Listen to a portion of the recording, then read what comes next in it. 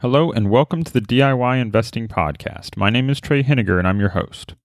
My wife and I recently welcomed our first child into the family, so I'm currently on paternity leave. My primary priority right now is to spend time with the newest member of our family and take care of my wife. Therefore, today's episode will be short and focused. I will have a few episodes like this over the next month or so where my goal is to impart some investing knowledge in 5 minutes or less. In today's episode, I want to discuss net operating losses, or NOLs, NOLs. Net operating losses are a form of hidden asset.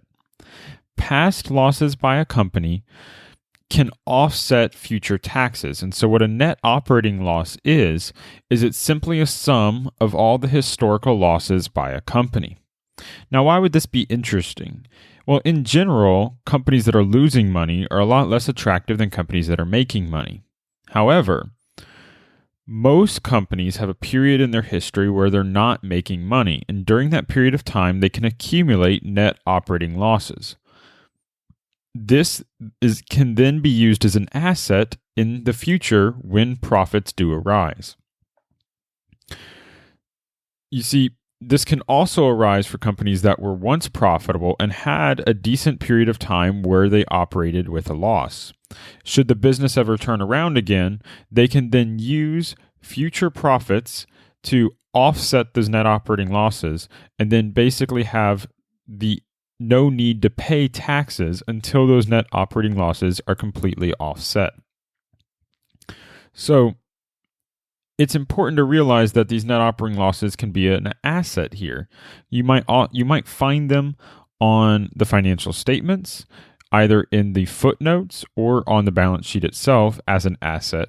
Often you'll see them in the footnotes listed because they will be unsure of how much of the net operating losses can be used to offset future taxes.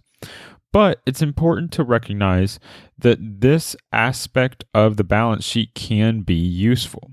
If you have $100 million of net operating losses, assuming you're able to use them all to offset $100 million of profits at a 21% corporate tax rate, that could be worth $21 million. If you're valuing a company that has net operating losses like that and the ability to earn enough profits to match that level, you could be looking at a significant asset. Here, in this example, we're talking about an extra $21 million that may or may not be incorporated into the stock's price. ElementaryValue.com recently highlighted 2 companies that are an interesting avenue for future research. This is David Flood, who I've had on the podcast as a guest in the past. He highlighted Morexus with the ticker MYRX and Affimax with the ticker AFFY. Both of these are net operating loss stubs, which means they're non-operating companies with very high amounts of past net operating losses. So currently they're not creating more losses, they're simply holding cash and they're trying to find businesses that they can purchase to take on profits to offset these past operating losses. Now, I haven't bought into these companies myself, but after reading these articles, I felt like I gained a better understanding of how net operating losses work, and I think it would be valuable for you to at least read and consider these 2 articles, which I will link to in the show notes, as a way of learning more about the net operating loss asset. And if it fits your investing style, consider investing in those companies.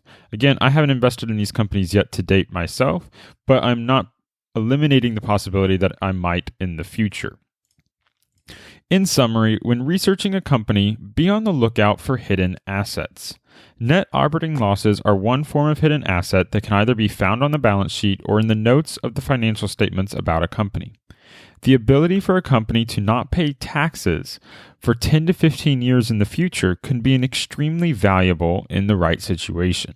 Net operating losses offer that capability in the right situation. 2 calls to action for you today. First, check your current stocks for the presence of net operating losses that can offset future taxes. And read about Morexus and Affimax to gain a better understanding of some of the extremes you may find in the market. Second, follow me on Twitter. Twitter is probably the best way to always be up to date on any type of investing content that I find or produce, especially that content that is outside of the podcast. You can find me on Twitter at Trey Henniger, and a link is available in the show notes. Thank you for listening, and until next time, stop paying fees, start building wealth. The DIY Investing Podcast is presented for general informational and entertainment purposes only. I have not considered your specific situation or risk profile, and I have not provided investment advice. The information presented on the DIY Investing Podcast should not be construed as investment advice. The views and opinions expressed on the DIY Investing Podcast are those of the participants and do not necessarily reflect those of the show's host or sponsors. DIY Investing, its producers, sponsors, and host, Trey Henniger, shall not be liable for losses resulting from investment decisions based upon information or viewpoints presented on the DIY Investing Podcast.